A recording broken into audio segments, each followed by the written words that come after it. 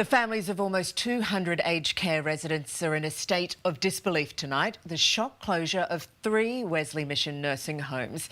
It's a race now for hundreds of families to find care for their elderly loved ones, many with dementia.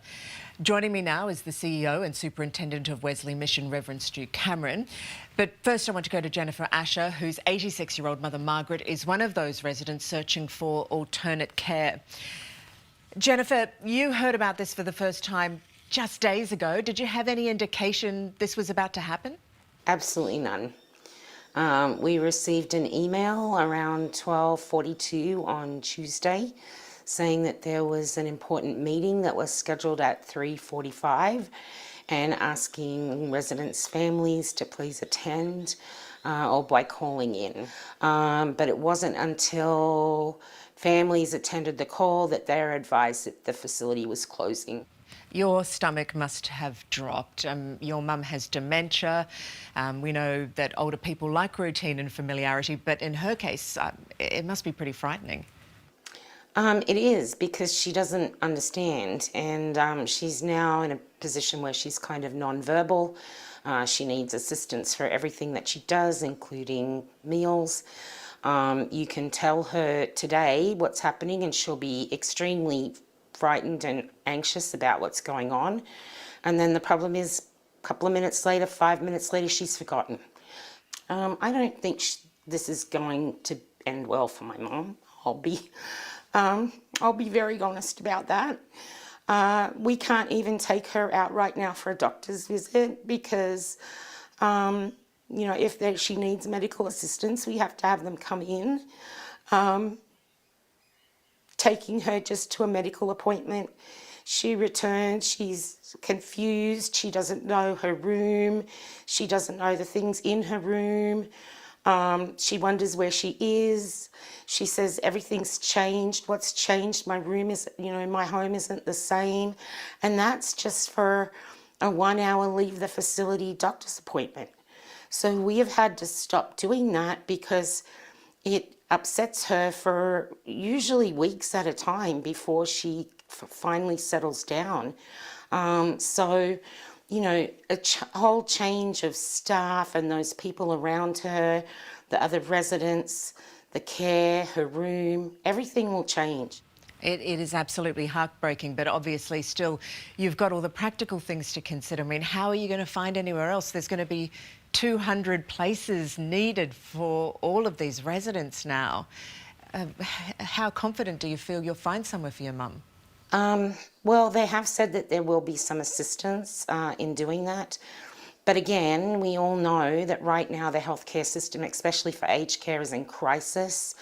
We have up to 25% of them operating in the red, which means, you don't know at any point in time which ones will be closed down next. Honestly, at this point, someone has to pass away in an aged care facility for a bed to become available. So, where do those people go? They're all in Sydney. Are they going to be first available bed, which might be, Central Coast or out west in Penrith or somewhere away from their families and their support networks? We don't know where these residents are going to end up.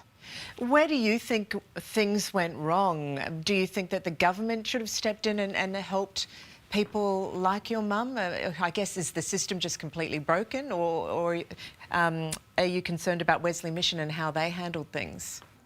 I think this has been oncoming for a very long time. I think the way the system's set up is fundamentally flawed and has systemic challenges. So it's not just about now, it's not just about the elderly and aged care facilities at this point in time. This is about all of us and our future as Australians and how we will take care of our elderly. I don't think Wesley handled the announcement well. There's residents that moved in just a few weeks ago and paid their deposits only to now be having to move. But as far as staffing, I can say, based on my family's experience, the nurses, the administrators, the people that have been working so hard through COVID, it's my heart goes out to them too, because they've given their heart and souls to take care of our families over the last, 2 to 3 years. It's been extremely challenging for them, and I know all of the families are very grateful to the staff of Raywood and the other Wesley facilities, I'm sure. Jennifer, thank you for sharing her story. Let's talk now to the CEO and Superintendent of the Wesley Mission, Reverend Stu Cameron. Stu, how did it come to this? Why did this have to happen?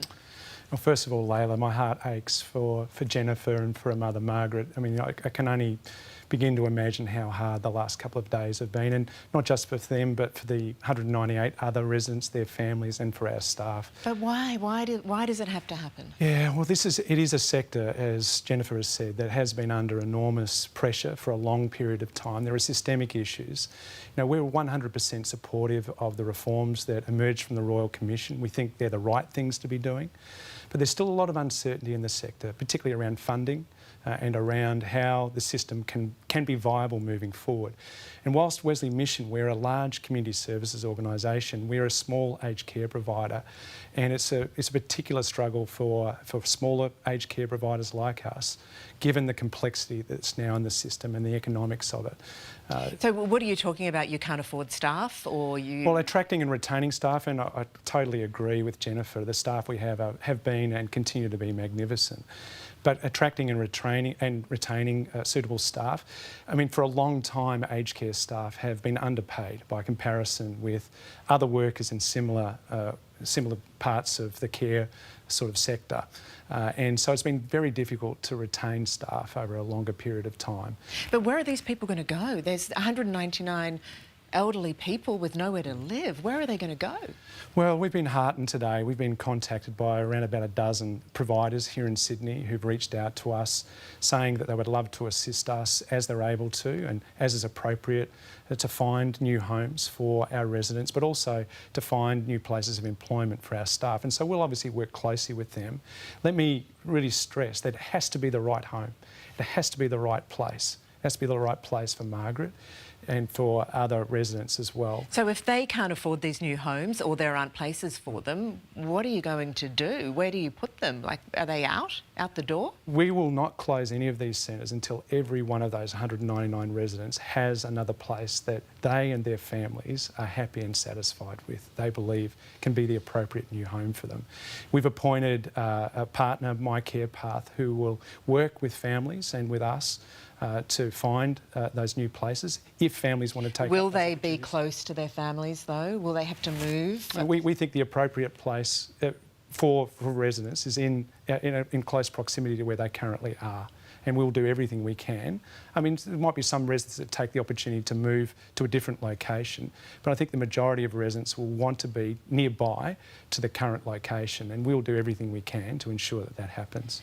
Did you contact the government? Was there any call for a lifeline for someone to help before having to shut down? I mean, the government, particularly through the pandemic, have really stepped up and provided COVID support payments, single site cost, etc. And we've really greatly appreciated that.